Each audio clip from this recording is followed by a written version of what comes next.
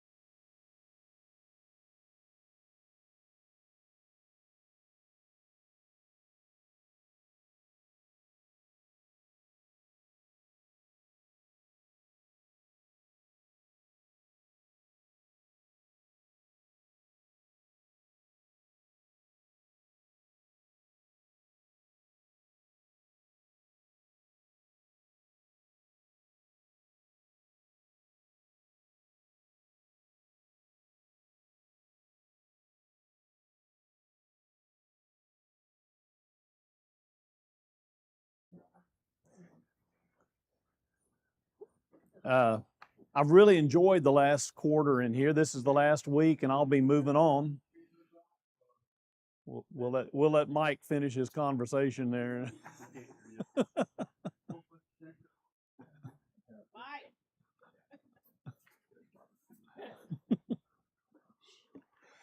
So anyway, I've really enjoyed this time, and I don't know who's coming in here next. I'm not sure how the rotation goes, but thank you for your attention and interest in this topic. Last week we were talking about there's 9 spiritual disciplines that have been identified. That doesn't mean this is all that would apply to spiritual disciplines, but they're 9 practices that through history have proven to be helpful in leading us toward greater spiritual maturity.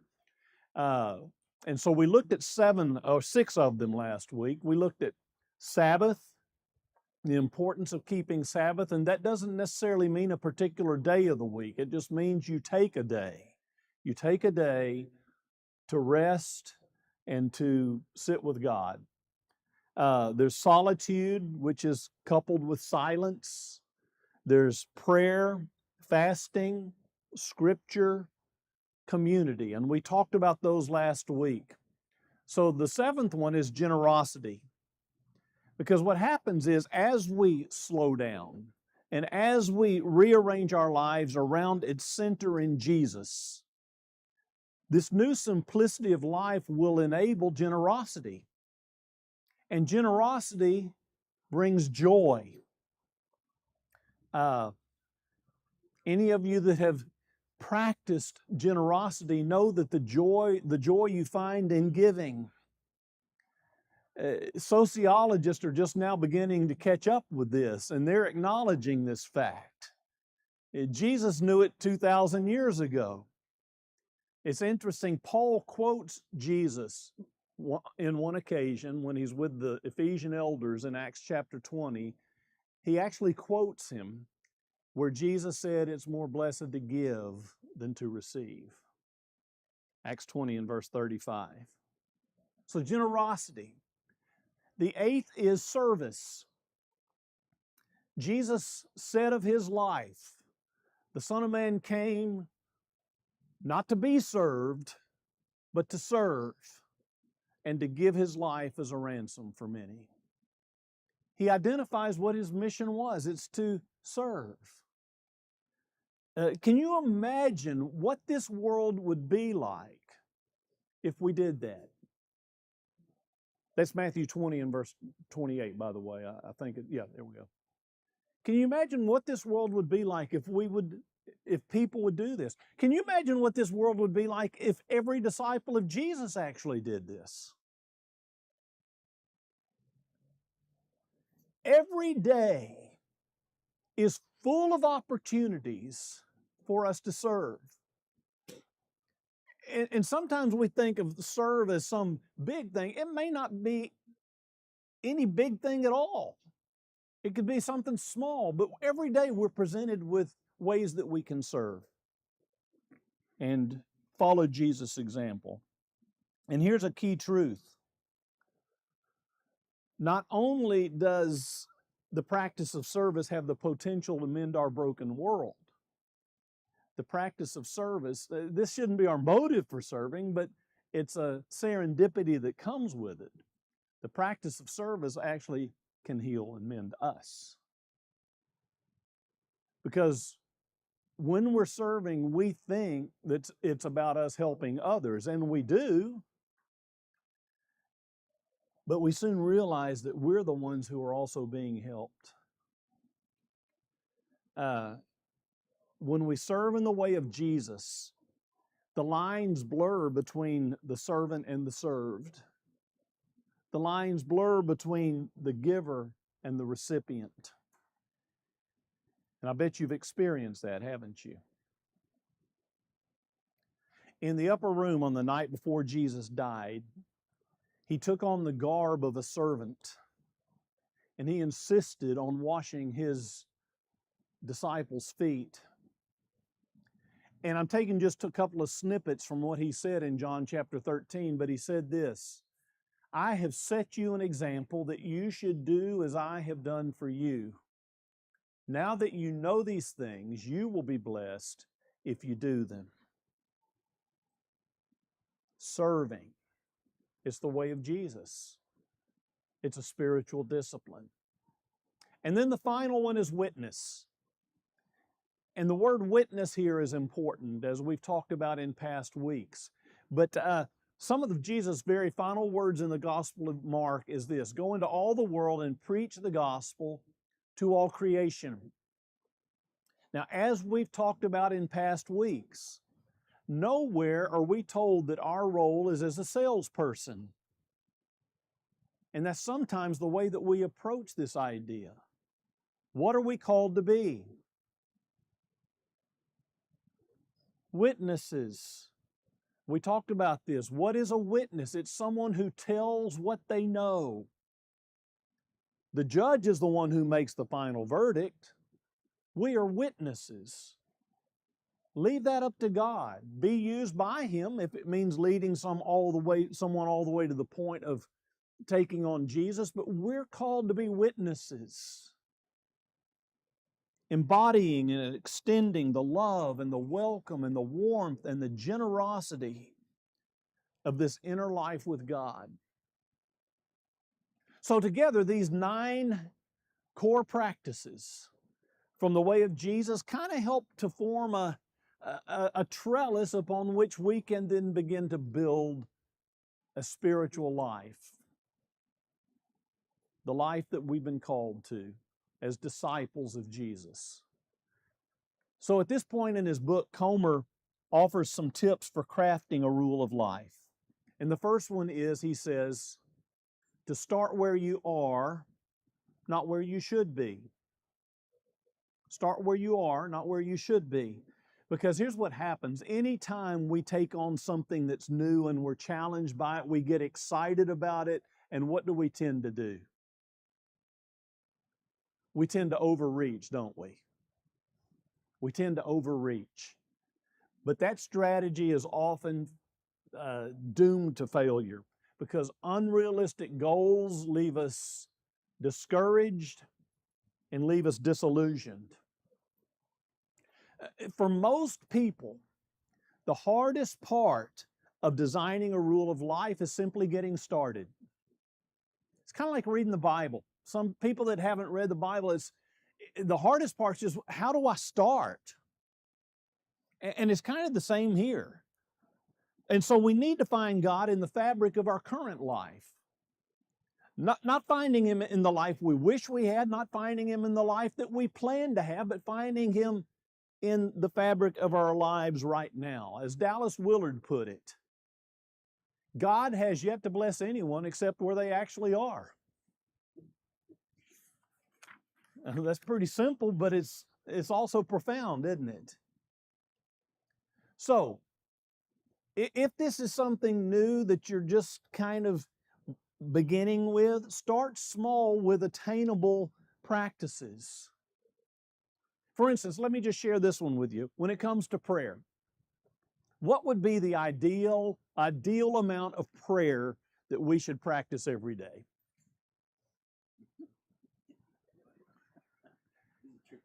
No, it's not. It's really not. Then there's no right answer. But those who have practiced the disciplines over a long period of time would tell you an hour. And you know what? Probably everyone in here is going, I don't have an hour. And I understand. If you have kids at home, that's hard to do, isn't it? If you have a demanding job, an hour a day, that's a lot to bite off at the very first. So instead of an hour, why not make your goal 10 minutes, 15 minutes?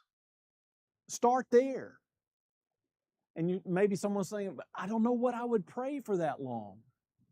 Well, pray through the Psalms. Sometimes we need something to kickstart us. Pray a psalm. Or, as I've told you before, we talked about trellises a lot. The Lord's Prayer is a good trellis for prayer. You know, our Father who art in heaven, hallowed be your name. And then you could just stop right there and you could just talk to God about how holy He is, right? It's places to kick off from if you're having trouble praying. If 15 minutes still seems like too long, start with 5. Just do it. Start with 5, yeah. And I would suggest find a place to pray where you can enjoy God. Maybe that's sitting out on your patio. Maybe some of you have a bay window that you can sit and have a cup of coffee and look outside, or maybe it's taking a walk. Whatever it is, find a place where you can enjoy God. Second thing he says is think subtraction, not addition. And that's so much of what Comer writes about in a number of his books, is we sometimes think of, well, if I really get into this disciple thing, it's going to be so much more demanding. No, actually, Jesus calls for us to carry less. He says, my burden is light. It means that we need to give up a lot of stuff. We need to think subtraction, not addition. Third is take a balanced approach. Take a balanced approach. Let me talk about that for a minute. There's this chart I tried to copy out of his book, and it's kind of not real good quality. But these are the movement of Jesus, each one of those 4 that are in boxes: his alone time, abstinence, community, and engagement. And then you see how there's quadrants between each one of these. And we can just kind of plot the practice of Jesus along those 4 focal points. Disciplines you do alone, and those you do in community, those you do in engagement, those you do in abstinence. And based upon our personalities, can you kind of see where you might fit into one of them more than another? It's going to depend a lot on our personalities. Mine would be over here in the abstinence alone quadrant. And I'm not saying that's just where I would be. My wife, she's going to be down there in the community engagement. We're kind of opposites when it comes to that. But we will gravitate toward one of those quadrants, and that is just fine. Okay? That's fine, but we need to try to build balance into our lives. You with me? Fourth is to take into account your personality and spiritual temperament. Work with your personality, not against it. If you're more introverted and intellectual, then carve out time to be alone and to read and to think. If you're more extroverted and action-oriented, go do stuff. Go be with other people. But still, we need a balanced approach. And I don't even mean it's got to be perfectly balanced. I'm an introvert, so there's going to be more stuff I do that's introverted than what I do extroverted. But what I'm saying is, don't just leave the extroverted stuff out. Try to bring a mixture, a balance into life. For some of us, me, and I don't mean this as anything against you guys, but a little community goes a long way with me. Okay? There's many preachers, but it's interesting that most of the really, what I would consider the good preachers I know, are introverts. And you know what? While we love to preach and teach, it wears us out. Beverly, she can get up here and teach for 3 hours, and she comes home and she can't sleep because she's so energized by it. It's just a difference in personalities. So Gary Thomas, in his book Sacred Pathways, he developed the concept of spiritual temperament. And I just put all of these on one slide. There's 9 areas that he identified as spiritual temperaments. And I find this interesting. I hope you do too. Each one of these is kind of that individual's pathway to God. You with me?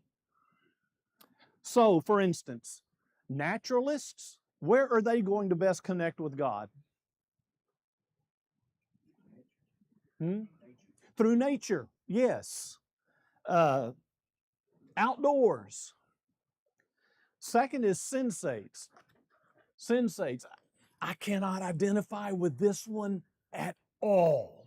Okay? Well, that's what I'm going to tell you. They love God through the senses, through art. This is real out of our understanding in churches of Christ, but through candles and things like that. They find themselves drawn to the presence of God through such things.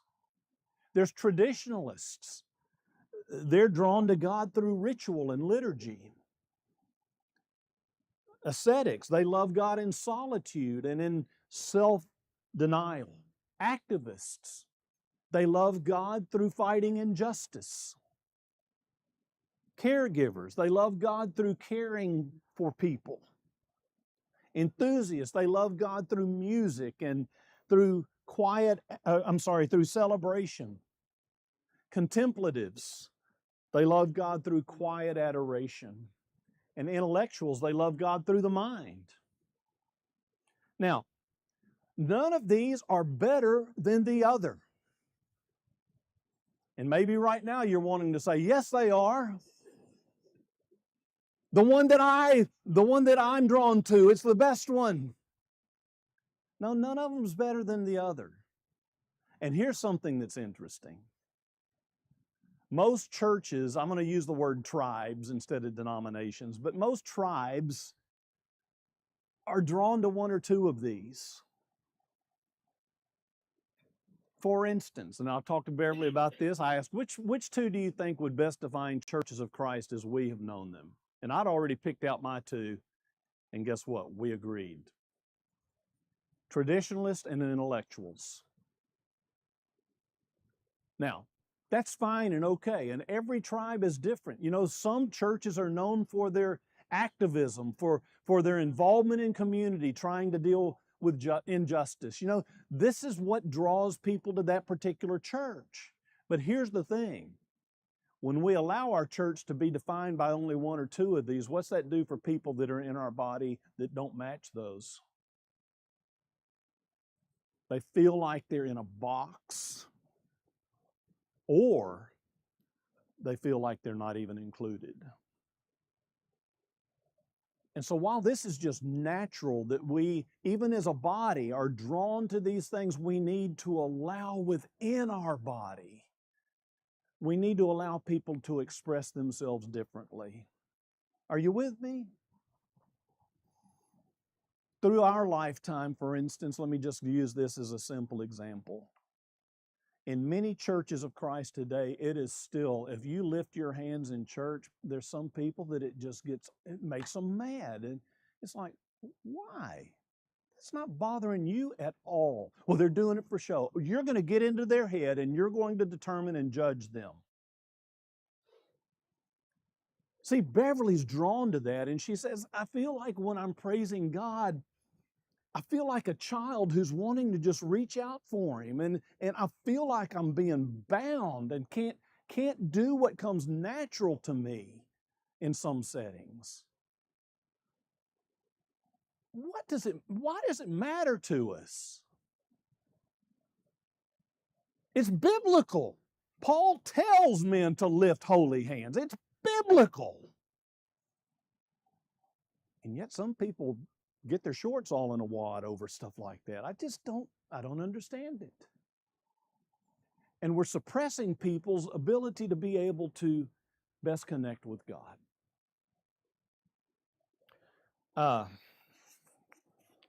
I didn't mean to get off on that one so much, but I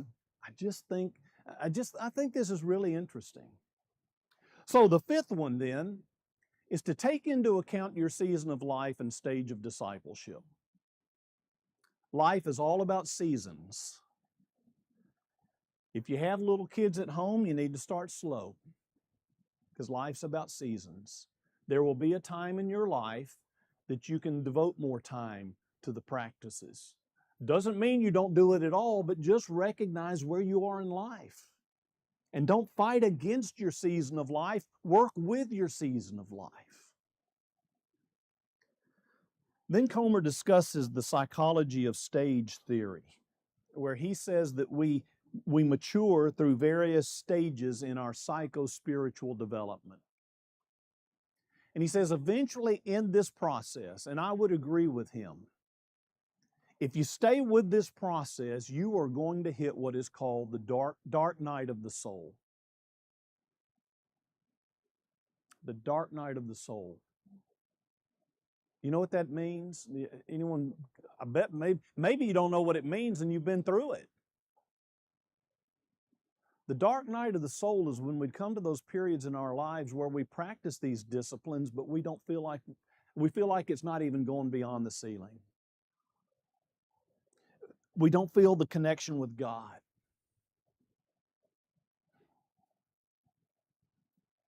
And it's part of the journey.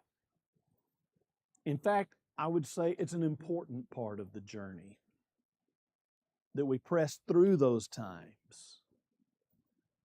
The key is to know what season of life we're in, what stage of development we're in, and to adjust our practices accordingly.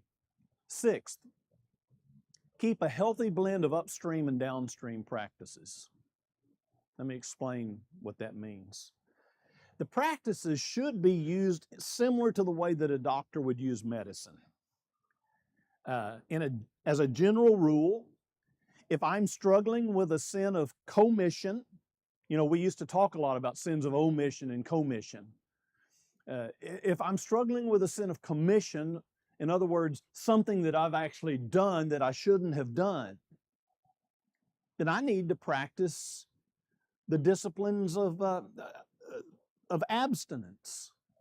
For example, if I'm struggling with an addiction to pornography, then I need to practice the discipline of fasting. of doing without. You with me? If I'm struggling with gossip, I need to practice silence. If I'm struggling with compulsive shopping, I need to practice simplicity. So you practice that which is kind of opposite. You follow what I'm saying? To overcome a sin of omission. What's a sin of omission? When you don't do what you should do. So if I'm practicing a sin of omission, I need to practice some of these things that would involve engagement. If I'm apathetic, for instance, what would be the best thing for me to do? Practice serving. Okay? So downstream disciplines are disciplines and practices that we naturally enjoy and that come fairly easily for us. It's like getting in the water in a boat and just going downstream. It doesn't take much effort or any effort. Upstream disciplines are those that are more challenging to us. It takes effort for us. They move our soul, though, toward growth. And as a general rule, we always need a few of these disciplines that are upstream disciplines. But we need more downstream disciplines. Okay? But we need both. We need both. Because truth is, the practices that are hardest for us have the most potential for transformational growth. So don't just say, that one's too hard for me, I'm not going to do it. No, therein lies your potential for the greatest growth. Just like physical exercise. What's the saying? If you're lifting weights or whatever. No pain, no gain, right? Follow the pain. And at the same time, though, balance it out and follow your joy. Is that clear? I hope that makes sense for everybody. Seventh is follow the J curve. What's the J curve?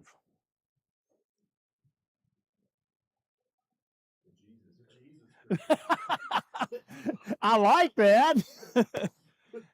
A J curve is what's used to describe anytime you pick up something new that you haven't done before, you're going to have a dip before you have an upswing, okay?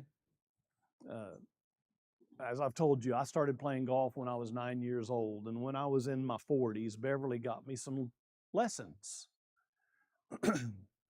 The guy that gave me the lessons, they were really good. But you know what? Before I could get those things that he taught me into practice, my golf game went down before it could go back up. This is the J curve. And so the same thing's going to happen with us in this spiritual journey. Just stay with it and let God do His work through the discipline. Eighth, do them in community. Community is so important, and we are losing this so quickly here in the Western world.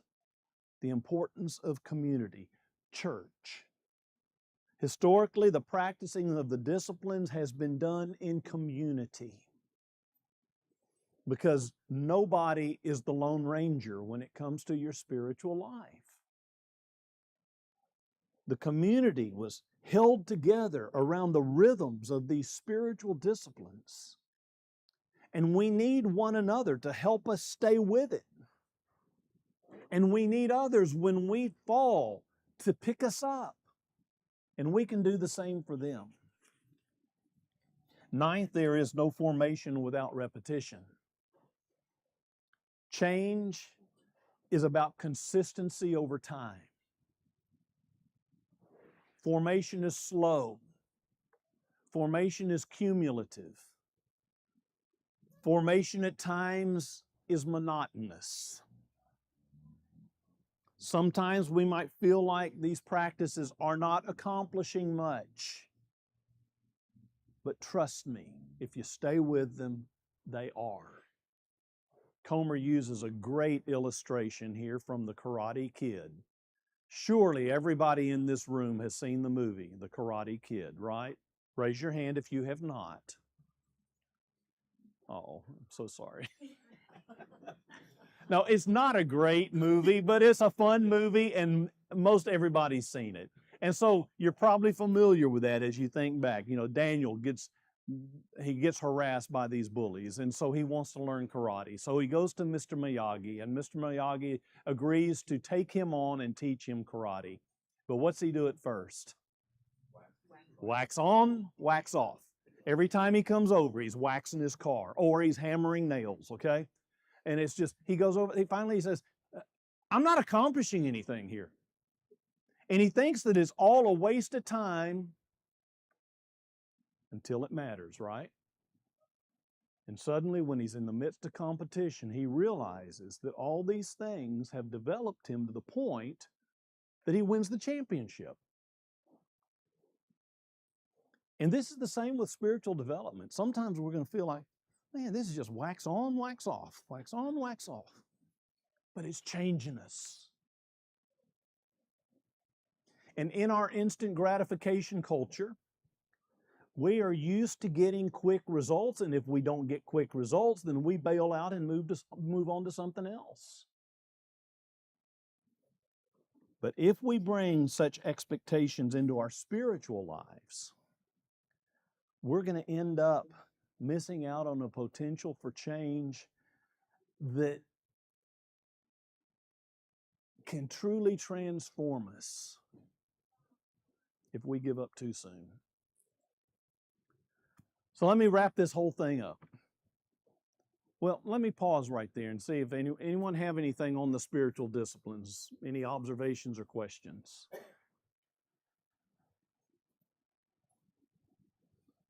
I didn't say, Rick, you called it the dark night. Yeah, dark night of the soul. Dark night of the soul. When we all inevitably enter those times, I mean, you're saying this, but I believe that's when it is most important to be the most disciplined in our faith. Mm-hmm. And that's why you have to have a foundation.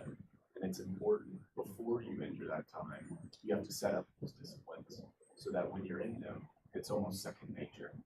I think it's tough because you can get into kind of the legalistic mind of things. Like, I think certain people can take that and warp it like you can with everything. But generally speaking, when you enter those times and you're used to waking up and giving God thanks first thing in the morning, or before you go to bed and lay your head on the pillow, you're saying that prayer of thanks for the day. It's just chipping away at the rock. That's right. Until you're eventually going to break through. And kind of a lame example, I think this is with most things in life. I'm in the sales world. It's not fun. But one thing I teach my team is it's at the moments where you least want to make that sales call where you need to. Because a lot of times that's where the biggest breakthrough is. Mm-hmm. Mm-hmm. That's when you'll get that biggest reward because Mm-hmm. you're doing just a little bit more than you want to or somebody else wants to. I think the same could be said with our spiritual lives. If you continue to invite God into your life, you go to church that morning, you don't feel like it. Maybe the preacher and God really speak to, or that God speaks to you through the preacher, and can really help get you into that. Yes. Or maybe you're there because someone else needs you to. That's right. That's good. That's a good point. Okay, so let me kind of wrap this up. It really comes down to this. Do you want to be a disciple of Jesus? And through this study, I hope you understand, I'm not saying, do you really want to be a Christian? I hope you've seen there's a distinction between the two. Do you really want to be a disciple of Jesus? Because not everybody does. Tens of thousands of people followed Jesus around and listened to him speak. But only a few hundred became disciples. Mark Scandrett says this: practicing the way of Jesus will always be a minority activity. And as has been said, Jesus' invitation was not to convert to a religion called Christianity. That is not the invitation he gave. The invitation Jesus gave was to become a disciple. And we need to understand the implications of that. To enter life in the kingdom of God. And think about it, it's the opportunity of a lifetime, this invitation he gives us. And yet in the gospel stories, most people said no. They made excuses.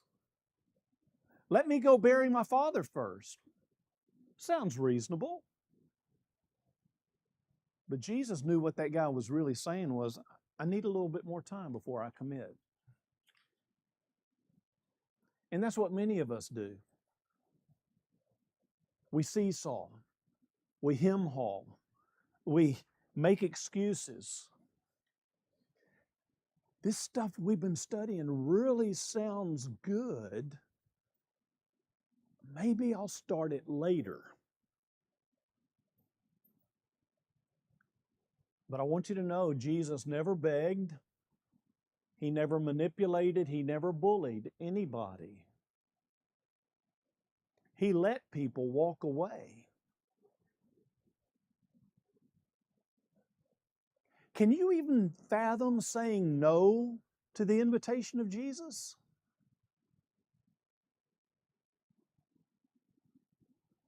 And so we each have this invitation to become apprentices, disciples of Jesus Christ.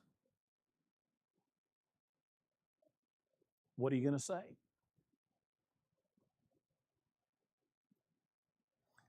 There's a lot of reasons people turn down Jesus' invitation, but basically, the common denominator is this: the bar is just too high. To which I would suggest, remember what Jesus said, that His burden is light, His yoke is easy. And we really need to press into that and see that He told the truth. But yes, the bar seems high, because here's the thing. To become a disciple of Jesus means we're going to have to give some stuff up.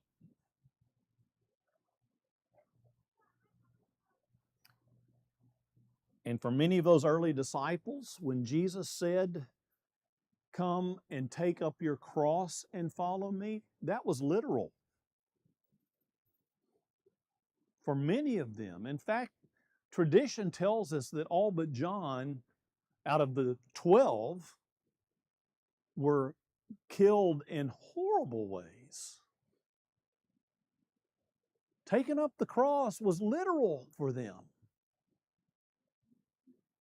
They were killed not in spite of their discipleship, but because of their discipleship. And for most of us today, the cross isn't literal. It's more of a metaphor, isn't it? For us, to take up your cross means to put to death our self-will, which is the root of our human problem, isn't it? Die to self. Or another way to put it is to surrender. To surrender. Surrender is at the foundation of the spiritual life. Here's one definition of discipleship. A lifelong process of deepening surrender to Jesus. Lifelong process. It's not a one-time decision.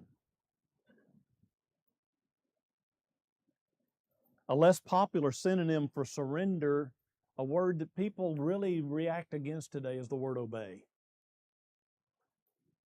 But Jesus assumes that His disciples are going to obey His teachings. That's what it means to be a disciple. The very nature of discipleship is learning to obey everything I have commanded you, right? Jesus said, Matthew 28 and verse 20, go and make disciples, baptizing them and what? Teaching them to do whatever I have commanded you. I love this term. It is a long surrender. It's a long surrender. The greatest paradox of Christian spirituality is this: it's in dying that we truly live. It's in losing our false self that we discover our true self. It's in giving up our desires that our deepest desires in life are filled. It's a paradox. And so Jesus tells us to count the cost. He didn't pull any kind of, you're talking about sales there a moment ago. He doesn't pull a bait and switch on us, does he? He says, count the cost. Before you decide to follow me, count the cost. And we need to count not only the cost of following Jesus, we need to count the cost of not following Jesus. I think Jesus would encourage all of us probably to do a cost-benefit analysis for ourselves. Both sides of it. One side where we follow the way, the other side where we follow our own path. And yes, following Jesus will cost us. It's going to cost us. But it's not going to cost us nearly as much as not following Jesus. Not following Jesus is going to cost us life with God, the very purpose for which we were created. Not following Jesus is going to cost us a peace that transcends all understanding. Not following Jesus is going to result in us not experiencing a joy that is inexpressible. Not following Jesus is going to cost us freedom from the bondage of sin, healing for our wounded hearts, release from shame, and adoption into the family of God. Yes, the spiritual life is hard, but the unspiritual life is harder. Life is hard. Have you discovered that? Life is hard. With or without God, life is hard. But what's really hard, and I can't even imagine it, what's really hard is facing the pain and suffering of life without God. So let's make the right choice. Let's make the best choice. Get this book. Dig into it. I really want to encourage you to begin your journey where you are. Not putting any legalistic expectations on yourself, but just pressing into this whole idea of discipleship. And it's been a joy being in here with you. I've really enjoyed my time. And I've been praying for you guys. I've been praying for all of us because it's like I told you, I'm on the journey, okay? It's not like I'm up here having perfected this and got it all together. No, I'm on the journey. And I want you to encourage me, and I want to encourage you as we continue on the journey to being disciples of Jesus. Pray with me. Lord, I thank you for the time I've had with these wonderful people. And I'm praying that things that have been said, that they've come. I know I'm the instrument, but I hope I haven't gotten in the way. And I pray that you will draw every heart that has been a part of this. And we thank you not only that you save us, but you offer us the abundant life right now and help us to step deeper into that so that we can enjoy the stream of your goodness. In Jesus' name, amen.